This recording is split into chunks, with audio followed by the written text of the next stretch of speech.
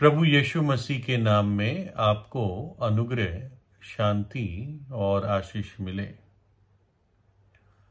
एक आयरलैंड के नॉवेलिस्ट थे जो नॉवेल लिखते थे और ये नाटक भी लिखते थे जो थिएटर्स में परफॉर्म किए जाते थे। प्लेराइट, ड्रामा जिसे कहते हैं। और इनका नाम था सैमुअल बेकेट। और ये बहुत पुराने समय की बात नहीं है और हमसे एक पीढ़ी पहले की बात कह सकते हैं। और सैमुअल बेकेट को बहुत ही तारीफ मिली, ये बहुत मशहूर हुए अपने काम के लिए। लेकिन जो इनको सक्सेस मिली, सफलता मिली, इससे सब खुश नहीं होते थे। ये तो होता ही है कि हर क्षेत्र में कोई ना कोई होता है जो आपकी सफलता के कारण उनके मन में ईर्ष्या आती है। और ईर्ष्या आ सकती है, लेकिन जो ईर्ष्या को पालता है, ईर्ष्या पर मनन करता रहता है, फिर वो उस व्यक्ति का नुकसान करने की भी कोशिश करता है। और बाइबल हमें समझाती कि ईर्ष्या भी एक पाप है और ये बहुत ही धोखे से काम करता है मनुष्य के मन में, क्योंकि मनुष्य का मन सबसे अधिक धोखेबाज है और उसमें एक असाध्य रोग लगा है। और परमेश्वर जो है वो मन का और हृदय का जांचने वाला, विवेक का परखने वाला परमेश्वर है।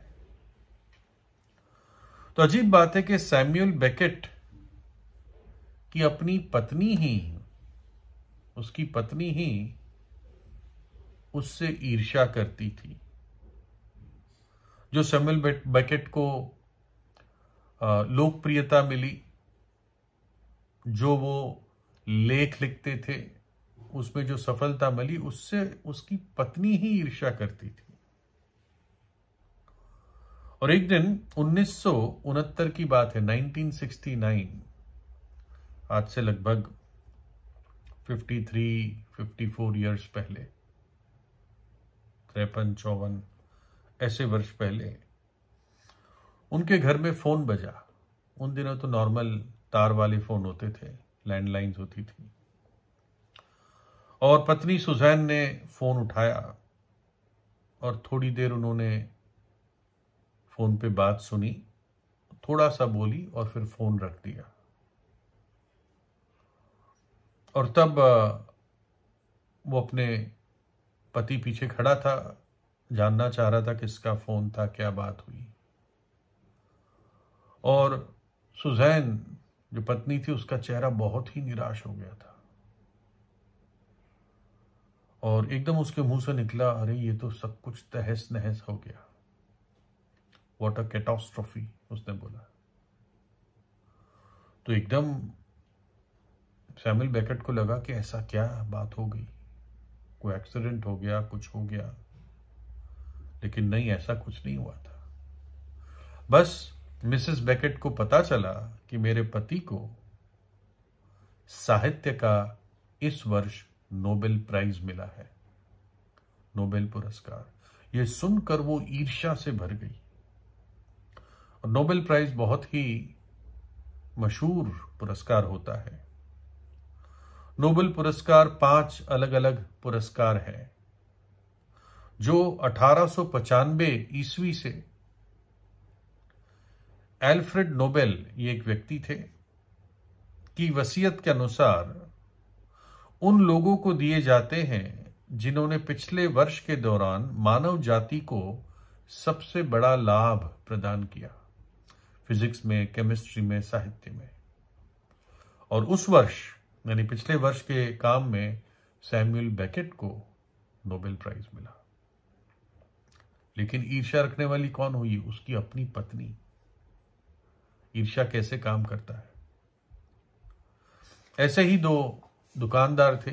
ये कहानी को लोग अलग अलग तरीके से भी बताते हैं, लेकिन जो लेख मैंने पढ़ा, दो दुकानदार थे और दोनों बड़े कंपटीशन करते थे।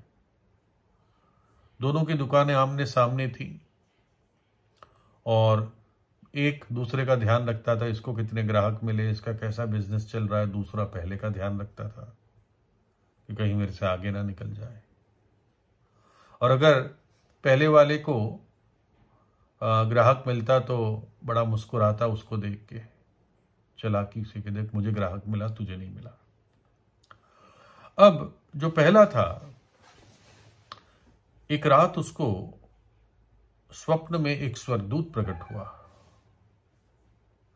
और स्वर्गदूत ने उसको कहा कि देख, तू जो कुछ चाहे तू मांग सकता है और वो तुझे मिलेगा भी, लेकिन जो तेरा पड़ोसी दुकानदार है, जो जिसकी दुकान सामने है, उसको दुगना मिलेगा।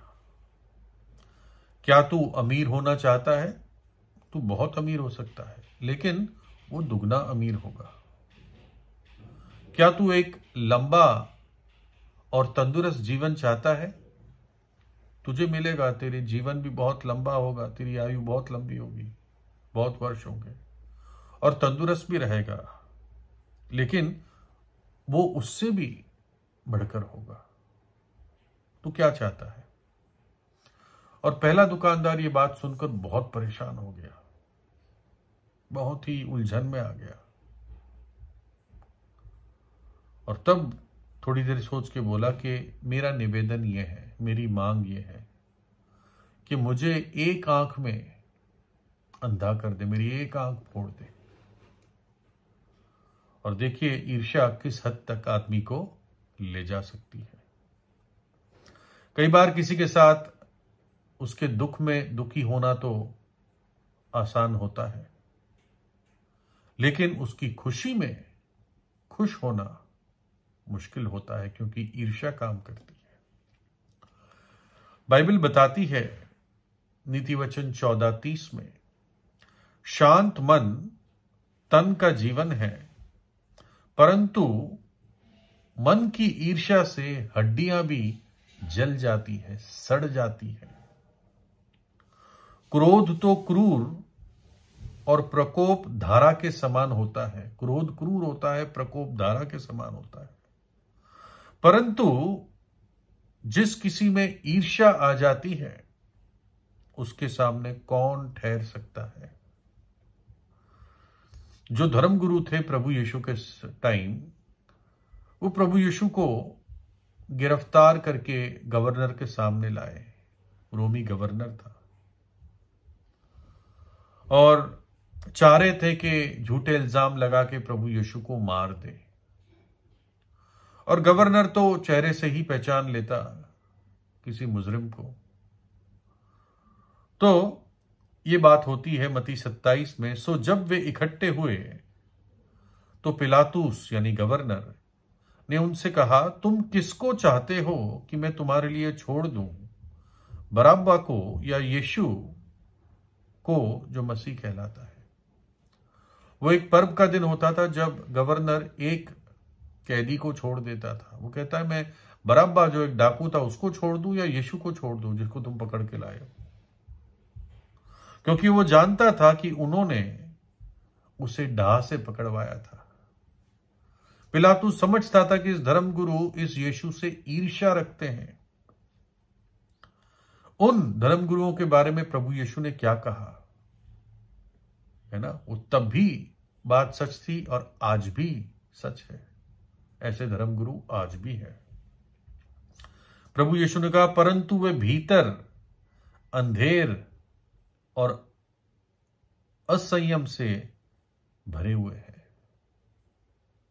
अंदर उनके अंधेर है और असंयम है, परंतु भीतर मुर्दों की हड्डियां और सब प्रकार की मलिनता से भरी है। और फिर परंतु भीतर कपट और अधर्म से भरे हुए हैं।